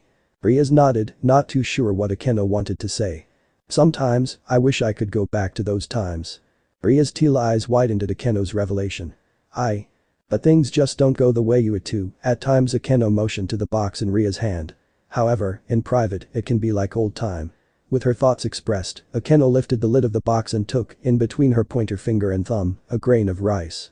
She placed it on her nose. Ria smiled nostalgically and was about to say something, but Akeno cut her off again. I wish he made ice cream yufufufu, that'll bring some memories, won't it? Rias blushed, harshly in embarrassment. It was a memory that she still has to fight down. With a sudden normal girl aura she hugged her body and shuddered, "I'm still scared of camels." She put a hand to her mouth and looked around after she realized she wasn't alone with Akeno. Akeno smiled at her direction. "It's okay, we're all friends here." Issei couldn't hold it anymore. "Pfffff. Ha ha ha ha. Scared of harmless camel. You hear this, Kiba?" Issei fell to the ground, slapping it. "The camel's going to eat me, save me prince." Udo was still holding his laughter as he watched the two girls communicate. However, after seeing Issei laugh, he saw that Rias actually blushed for a reason he knew about. He blinked as he watched her pull a pillow from behind her and beeped it back. "Don't laugh." Rias felt a little giddy as she yelled at Issei. "It's not funny." Udo laughed. I'm sorry but it's just I don't think I've ever heard of anyone being afraid of camels before pfff." Taking a feathery pillow to the face, Issei exclaimed, "I know, right." He then tried to drag himself onto one of the couches.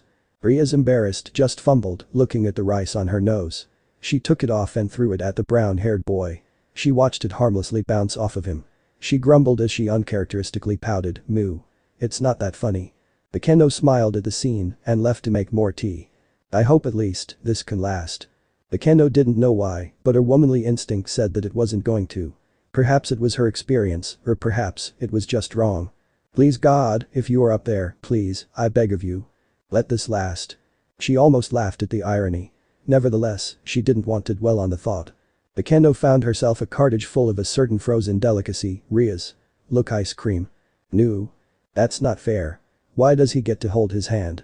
I bet he blackmailed her." "Blackmail? Oh no. Rias Onasama. He'll ravage you. He's the dragon for a reason." "Rias-senpai, is this really necessary?" Holding hands with the number one beauty, Rias, Issei asked, tearing his gaze from the crowd. Ice here has such a terrible reputation." Yufufufu Issei would have looked towards the black-haired girl, but he felt if he did, he wouldn't be able to unsee something. Something about her laugh made him think so. Straying behind Issei, Rias and Akeno, Udo walked lost in his thoughts. "There's no club today." He glanced towards the three individuals ahead, ignoring all the unimportant surrounding people. "It's just all fake, huh?" He shook his head, clearing his thoughts. The blonde boy didn't like where they were heading. Neither did they deserve such words. "Aika, where do you want to go?" Noticing something, he glanced past the three and saw a blonde girl following a certain brown-haired girl. After seeing the newest gossip, Aika caught eyes with Udo. She mouthed, "Should Asia see?" They both were concerned with the oblivious girl. However, Aika could pick up something from Rias that the rest of the students couldn't, yet she couldn't say anything without evidence. Suspicious, everything is suspicious. Until then Aika would remain silent and would try to protect the blonde girl as she blocked Asia's vision of what laid ahead. Or at least tried. Such a dangerous girl, even the formidable Udo held the girl with high regard. Without seeing the need for it, Udo shook his head before turning towards Issei. Noticing something, Udo frowned. Udo noticed that Issei averted his eyes to the ground after he, from what Udo perceived, too had caught the familiar blonde hair. Since the beautiful two girls with one of them holding his hand, especially with the half-true rumors, clearly surrounded Issei, Asia would still definitely see him. Issei really liked the girl. She was his second true friend and he was her first friend. About 4 years before. Bored, the 11-year-old Issei skipped another day of junior high, wandering in some park. Everything is so stupid. He wasn't exactly bullied, per se, but he was often spoken badly about in most cases if his name came up. The teachers were rather neutral on anything about him.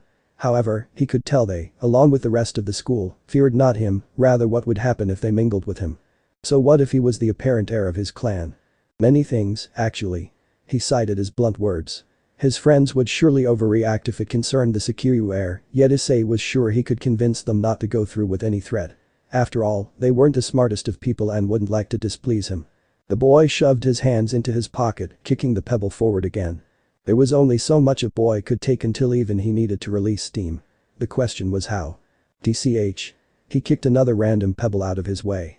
He didn't know why he was so isolated, different. He was a simple boy despite his companions. He had the same grades, played the same video games, was about the same height, and surely wasn't ugly. Yet he couldn't understand why he only had one friend. He didn't really count the Yakuza his friends.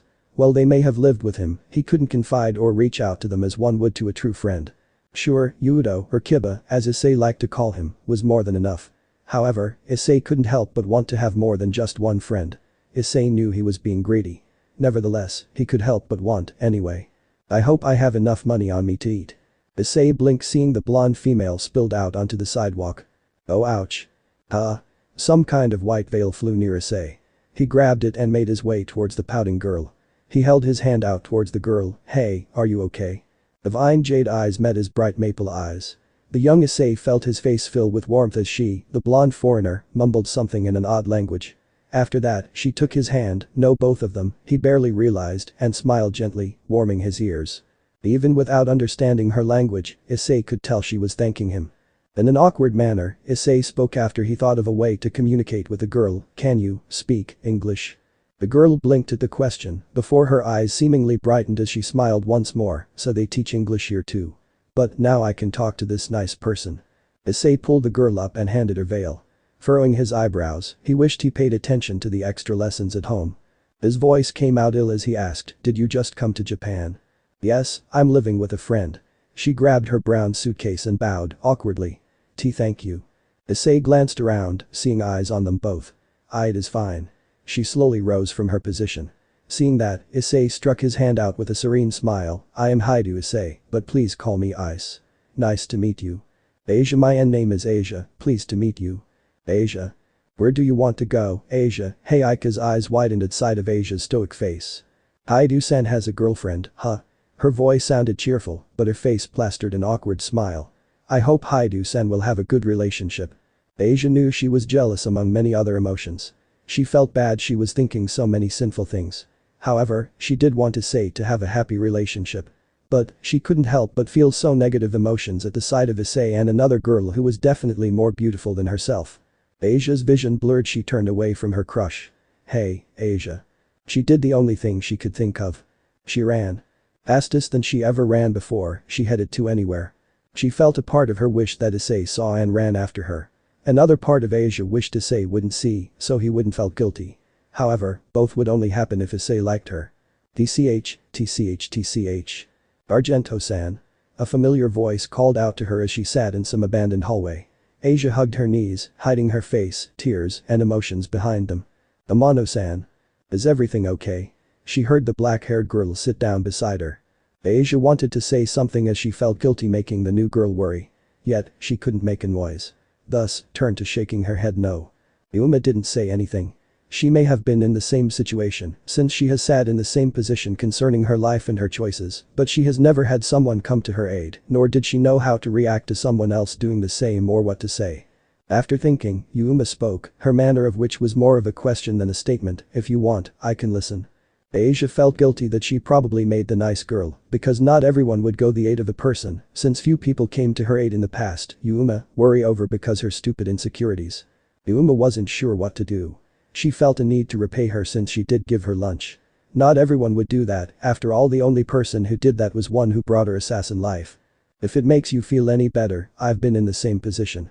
At that point, she realized she was speaking her mind, but decided to go with the flow of it. All you have to do is keep enduring, and soon, it'll pay off. Yuma's eyes widened, that wasn't what she wanted to say, even thought at the same time, she wasn't sure what she was trying to say. However, she felt that way. After all, this was her last mission, and her family had more than enough to live on even with her coming back. Amano-san. Asia raised her head and wiped her eyes. Hi. The assassin dumbly replied, unsure of her own emotions and thoughts. It was probably the fact that it's my last mission, Yuma concluded. Thank you. Asia saw the truth in Yuma's words. After all, she met Aika and Issei, her first friends and the light in her darkness, after she endured. You're welcome. Yuma stopped speaking when Asia took her pale hands into her smaller ones. Then, Yuma faced the determined face and shining emerald orbs of the blonde girl. Yuma-san. Thank you so much. A great smile split Asia's face. Thank you. The dark purple-eyed girl wasn't sure how to respond and blinked rapidly. However, she did open her mouth to reply but was cut off again. Asia? Yuma-kun. It was the brown-haired monster. Yuma slowly turned towards the predator. She overheard the rumor from the many students. Many of them were probably blown out of proportion, but she couldn't deny the dread that even she felt around her. Oh, Aika, Asia started fidgeting with her pointer fingers, completely embarrassed that she ran from her. The glasses-clad girl didn't mind the fidgeting since she knew it was a sign of embarrassment and/or her capturing trait, her shyness. Are you okay? I'm fine now, Asia made a gesture towards Yuma. Thanks to Yuma-san. Asia trailed out her speech, embarrassed. The black-haired girl didn't say anything. She wanted to leave, but she felt that it would be wrong to do so. Oh. Aika shot another glance to Yuma.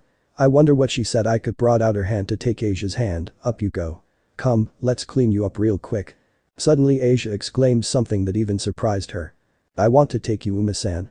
The said girl's face twisted with surprise. Nani? Aika's smile returned with revenge. That makes me wonder what kind of sweets Yuma-kun likes. She brought her hand towards Yuma with her predatory, her usual, smile, as she sarcastically said, don't make me drag you again. Yuma shook her hands, as she tried her best to quickly think of a lie. It's fine. I forgot my wallet today, you see, haha that lie wasn't even fooling the most oblivious of people, Asia.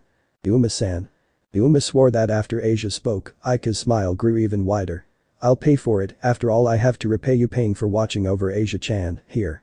The glasses-clad girl wiggled a finger at the noted girl, you never what could happen if Asia was around. Yuma blinked that sentence. After a moment, she realized it was kind of true. There was a lot of people like Asia that Yuma, as Raynare, has silently come across for the last time. Well, they weren't as blissful as she was, they had met and met men, she had learned later, and by that time, it was too late if she could do anything. Weak in conviction, since she was up against Aika and her thoughts, she replied, but, you already gave me lunch. Again, Asia blurted something. Aren't we friends? Oh. Yuma-san, aren't we friends? Asia's face was red with a blush, and hesitantly her emerald eyes met Yuma's dark amethyst eyes. After all, didn't friends share food, cheer each other on, and have fun together? That's what Issei-san taught me and Aika, she added with an afterthought. Friends? Yuma bit her lip at the notion. She had family she needed to support. She would do anything for them. However, she would have done anything for friends too, that was about 4 years, if she still had them. Yuma-kun, it isn't good for your health if you try to argue, whether or not if Aika's statement was sarcastic or not confused her. Why do they care for my health? Hesitantly she started, hey, are you sure all this is fine? Yep, I got more than enough money. With a different smile, Aika smiled. However, Yuma could see a hint of sadness. Asia nodded vigorously. But I really don't wish to. Yuma's body was suddenly shifted forward which surprised Aika and Yuma. Aika's right hand gripped her left hand. We better get going. She's so light. Issei. Rias-senpai, Akeno-senpai, do you have to go to my house? Issei wasn't trying to be rude, but this fake dating stuff was all a bit much. Akeno shot a look to Rias who moved to cup her ear and whisper behind it. See, he doesn't want us here. We know you shouldn't push going on a date. Akeno simply smiled before she whispered back, he probably has to clean his room, if you know what I mean. The red-haired girl blushed madly, looking away. Akeno turned back to Issei, Ara, is it wrong for you to have 2 beautiful women in your room? Issei's reply shocked them all, even himself. His tone flat, Issei said, it's fake, so there's no need for you to bother yourselves with me. Issei felt his eyes widen, he wasn't trying to sound rude and just wasn't used to a change in his usual routine and released some of his anger, accidentally, from his other train of thought. Udo was right, he wasn't ever going to get a girlfriend, even though he was really kidding. A beautiful woman, like Rias, Akeno or even Asia, wouldn't even send a glance at him if he was the last man on earth. Absently he felt as if he was forgetting something, but he couldn't remember tell why. Fake being a couple for the rest of my school years, huh? The flash of Asia's face went through his mind. He wasn't sure why, but he saw the way her face shifted as she saw him. He dreaded it, and yet it wouldn't leave him alone. Suddenly his mother came to mind.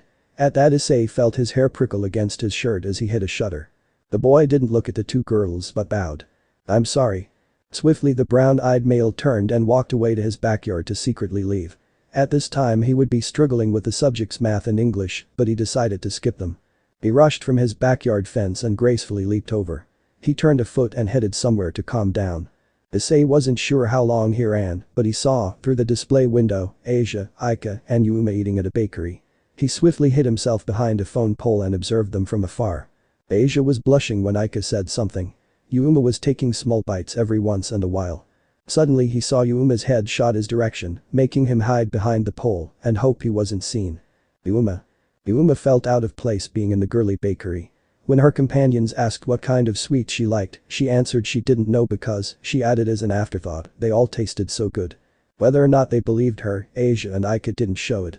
She would have face-palmed at her terrible lying, but she would look stupid doing so. She was an assassin for some God's sake. However, she wasn't one to lie, she better at hiding and waited at the right moment. So that led to her current tasty predicament. She blinked away her tears. I wonder when was the last time I ate cake. She stared at strawberry cake before her. She couldn't remember. It absently made her a bit empty inside. Yuma relied on her past to push forward. She blinked away her tears again, sensing something behind her. Quickly she shot a glance behind her. It can't be Donosek. Instead of his black hair and usual trench coat, she saw a bit of brown hair before that vanished. Another assassin. No, that can't be, no one should be targeted in this area, maybe Donosek has a wig on. She had a feeling it was unlikely, but if any chance that it was him, she had to go meet him. I'm going to the bathroom. Yuma didn't bother seeing their expressions. She wondered if Donosek would want them dead, after all, that's what he usually did to those that got close to her. I might have to kill them for knowing me. Heading into the girl bathroom, she opened the window and slipped out, closing it on her way. She headed to the pole, only for the cow uniform-clad figure to turn and look at her. Amano-san, whoa. It was Issei, shocked at her sudden appearance. I was just walking by and I saw some people I knew. Yuma's chest heaved in relief. Oh, I was just leaving. See Asia, I told you. A rather familiar voice resounded behind them. Hey. No, you got it all wrong. Yuma shook her hands in front of her. Think fast. You didn't let me finish. Aika. It's not nice to jump to conclusions. The blonde girl popped out from behind Aika. Yuma continued, flustered, I just happened to see Haidu-san looking into the bakery when I left that bathroom, so I was wondering what he was doing. Issei-san. Asia blinked, what was he doing here? Yeah, I was just wandering around and saw you girls. I was a bit curious. Issei laughed off the tense pressure as he scratched behind his head. That sounds a bit suspicious, Aika flatly pointed out. Really, so I'll just be on my way. He said, averting his eyes from Asia's figure. Issei-san. A pale hand reached Issei's left hand. He felt his body go warm with just a touch. Hi. Do you want to hang out like before? Asia's was timid with a hint of questioning. She didn't know why, but sometime in junior high, Issei began to distance himself from everyone, even Udo.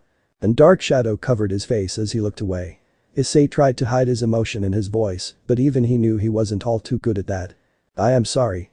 With that, he took off, disappearing behind a corner. Asia didn't say anything but slowly let her hand drop to her side. She felt hurt and abandoned. But, she couldn't give up on Issei-san. Not after all he has done for her. Asia we should get going. Aika hesitantly reached out to touch the girl. Oh no, I think I should leave. The two girls didn't respond after Yuma said that. Yuma-san. Yuma heard from the blonde girl as she went the opposite direction of Issei. But could I kill him now? From underneath her skirt and stockings, she pulled out a knife that has taken most of the lives in her assassin years. Is one more day really going to matter? Yuma's lip slipped into a line. Let's just get this over with. She swiftly turned her sneaker's heel and lunged into an alley, focused on finding Issei. Her body went warm at the thought of seeing her family. I'm sorry, but let me be selfish this one time please. After about an hour of leaping from building to building, she caught a glimpse of the boy. There. The world around her became a painted mess as she lunged onto a shorter building then into a tree near the boy. When she landed, Yuma shot her head around, searching for any signs of people. Seeing not a sign, Yuma continued stalking Issei, who strolled into a park.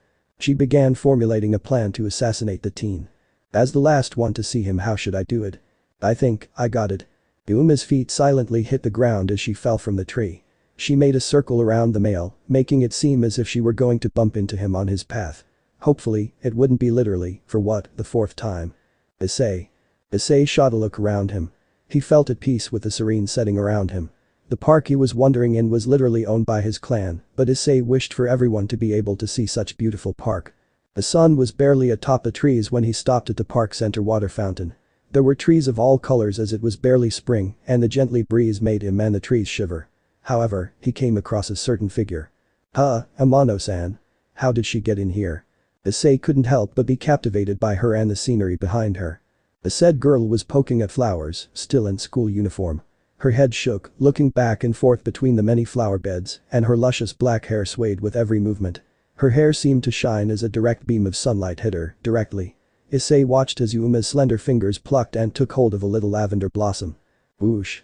Yuma dropped the flower in favor of pushing her magenta skirt so it would be blown up in the wind. Her other hand reached out and around her hair as she turned to look after her flower. Her dark amethyst eyes met Issei's bright maple eyes. She felt her face heated up regardless of the winter-spring weather. Issei caught her flower and started her way. Here's your flower, Amano-san. Issei simply said with a smile. Carefully, she let the fragile flower fall in her hand. Thanks. So you like flowers, huh?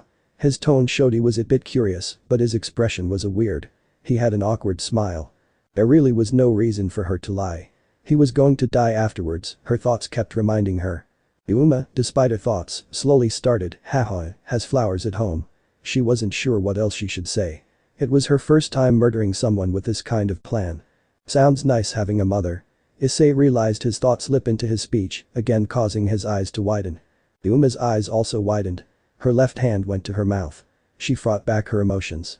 The female couldn't help it and asked, is she, but she stopped herself. What if her mother was dead? Her younger sister? All her pain, sweat, and someone else's blood would have been just for nothing. No. Donasak, he promised. But. It wasn't the first time she thought of such thoughts and tried to push them away, in vain. That's the problem, I really don't know. Issei said after a few moments, a calm mask setting itself over his face. I stopped asking, after no one said anything. I don't even have a picture. Even I have a picture. It came in one of the boxes from her mother. Every night she would fondly stare at her family. Sorry that I asked, she bit her lip, ineffectively clearing her thoughts. It's fine, was Issei's simple response. Suddenly, he broke the silence, reaching his right hand down towards Yuma and his other hand plucked another flower from the bed. Let's make a wish.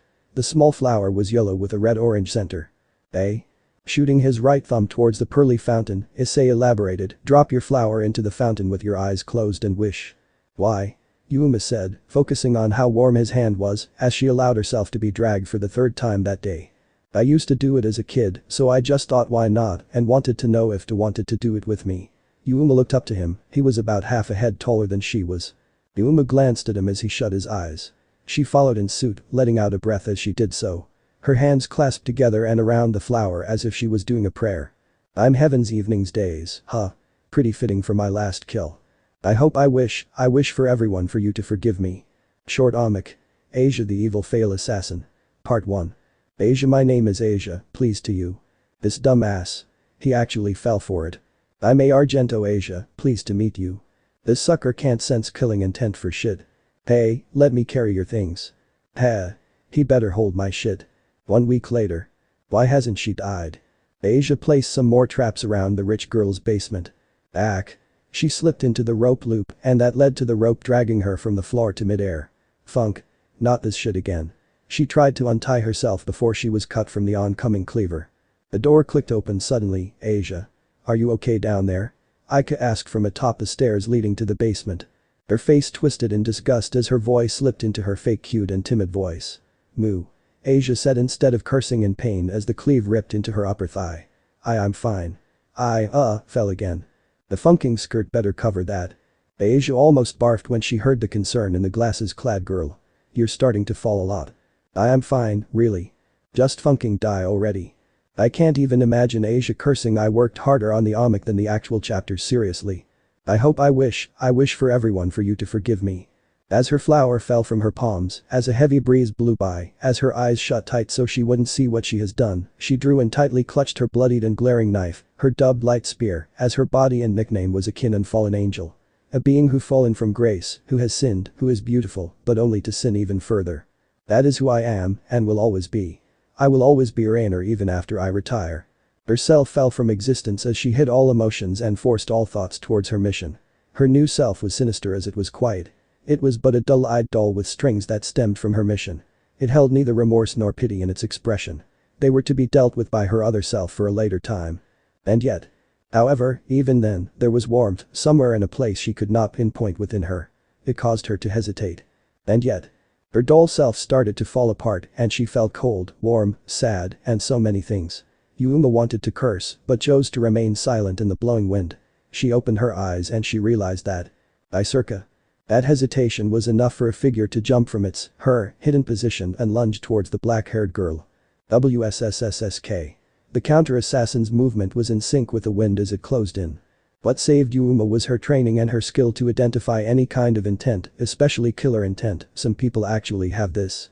Yet, even with that, she barely dodged the knife that whistled as it flew by. An axe kick that followed through was dodged by means of a barrel roll. The stone-paved path gave way and cracked from the force of the kick where Yuma once stood. A dust cloud was formed from the person's unexpected entrance. That startled Issei, who could only wonder what was making that noise as he opened his eyes. Yuma hid her surprise and forced herself to not think about the male. For some reason, she couldn't understand why it was harder than it should have been. She bit her lip just think about it. However, the black-suited person, Yuma found out when the person shot out of the cloud, shot towards her. And thus, didn't give Yuma any time to ponder on her racing thoughts. Ha! The person grunted as he or she, neither Issei nor Yuma, as she was quite disorientated, could fairly tell yet, went in for a spinning roundhouse kick. Short blue hair whizzed, blocking the attacker's face. Yuma brought her forearms up and blocked for she couldn't dodge. Thinking quickly as she took the attack, she allowed the kick to propel her back as she jumped, fully coordinated. Doing various backflips, ignoring the bruising on her forearms, she landed, distancing herself from her opponent. However, it was futile as her foe pulled out a pistol. While she was able to barely deflect or dodge bullets that would hit a fatal spot, some bullets hit her nonetheless. She was only human after all, despite her nickname. Damn it. She cursed at herself. She was fuming with anger, but not towards the counter-assassin, but towards herself. She ran. Relying on her sixth sense and her past training, she was only hit by one stray bullet. If she didn't hesitate in the first place, the surprise attack probably would have knocked her out cold, and hopefully, her attack wouldn't have proven fatal as she was captured by her foe. And her capturer attacker probably would have killed her. She did want to die. She really did, to atone for her sins. No matter how cowardly one would think of her.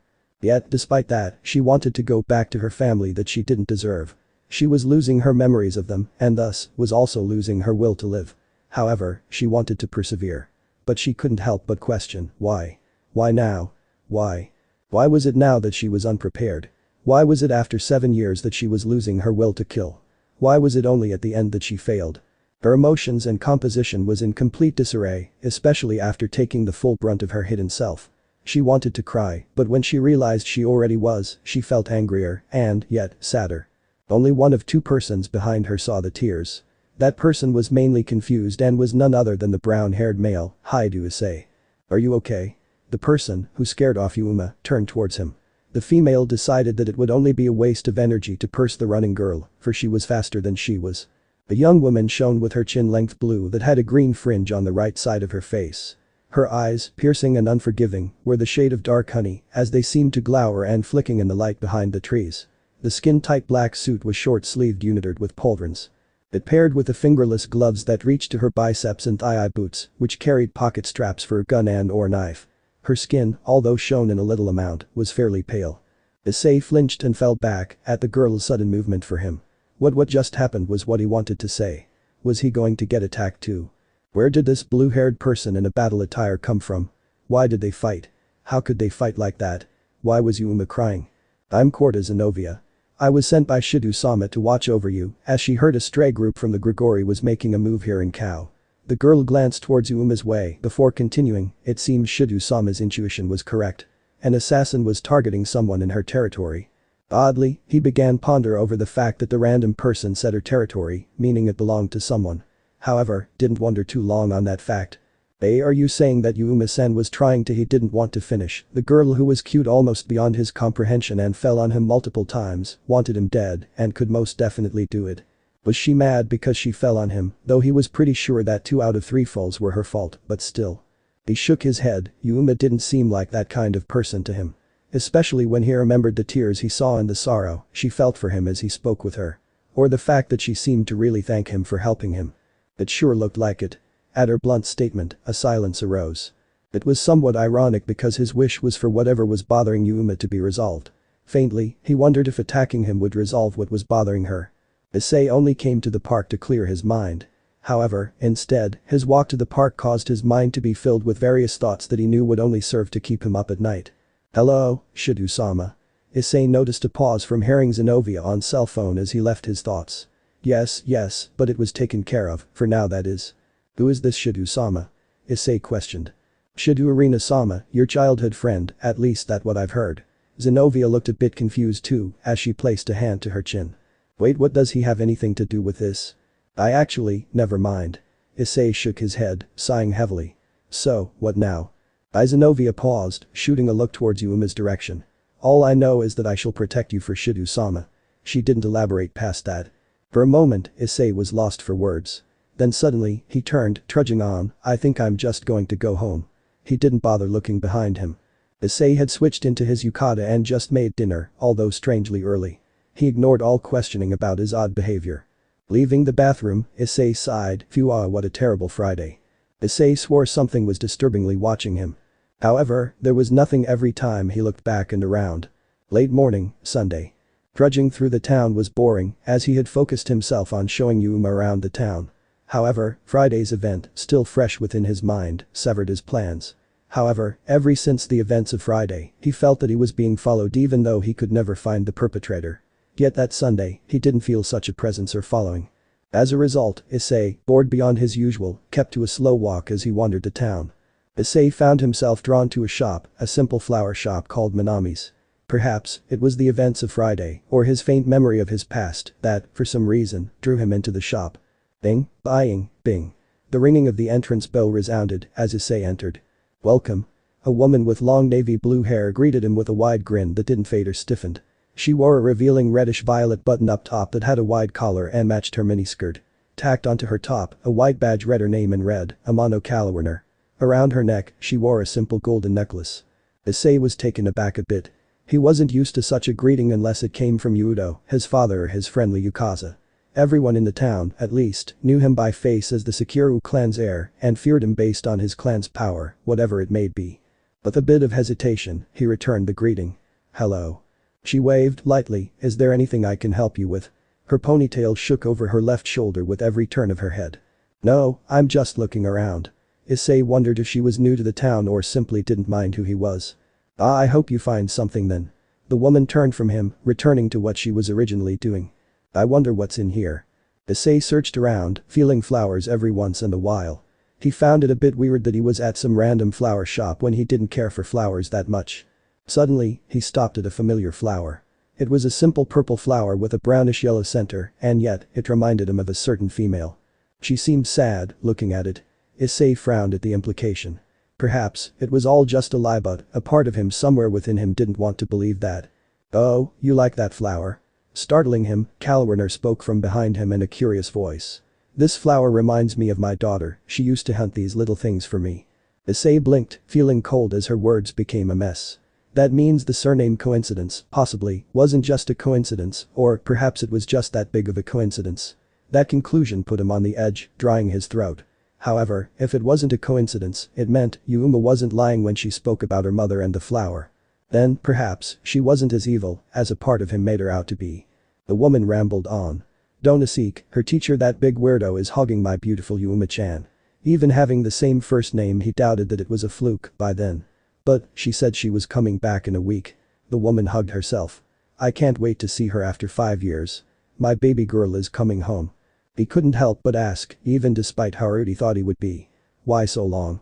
Harmwerner only seemed to laugh at the question, taking none of it as offensive, rude or intrusive.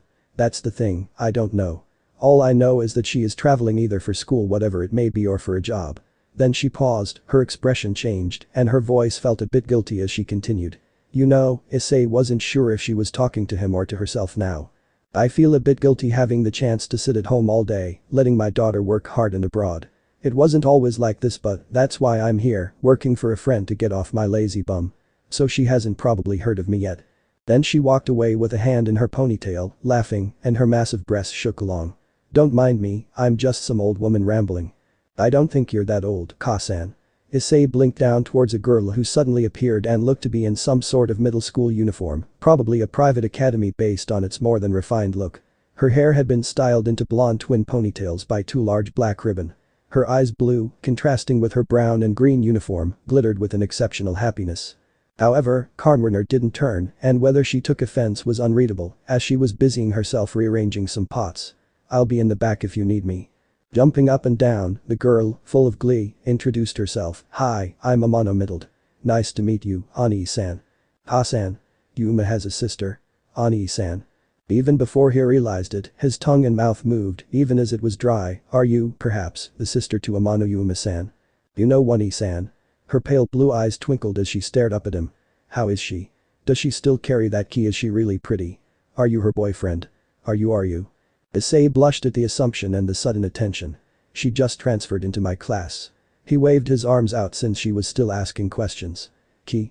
Issei couldn't help but be interested in the subject with his fading memories. Middlet knew she should have seen it coming, but she couldn't help but grow excited. She knew that her sister was traveling across the world. Thus, she couldn't send letters to her sister because by the time it got to her home, she was already somewhere else across the world.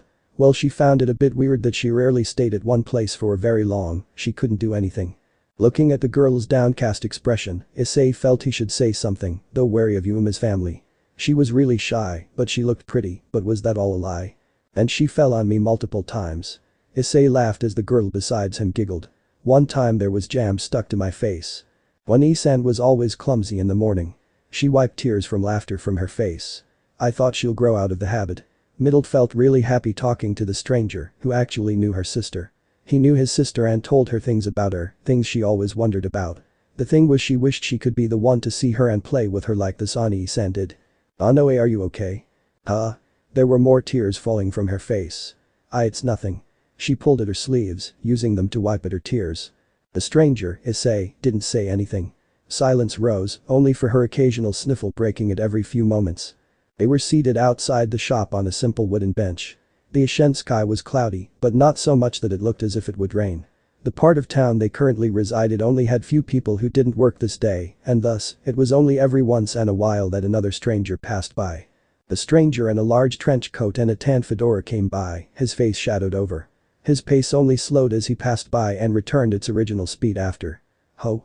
Issei blinked towards the stranger, feeling as if he misheard or imagined the noise.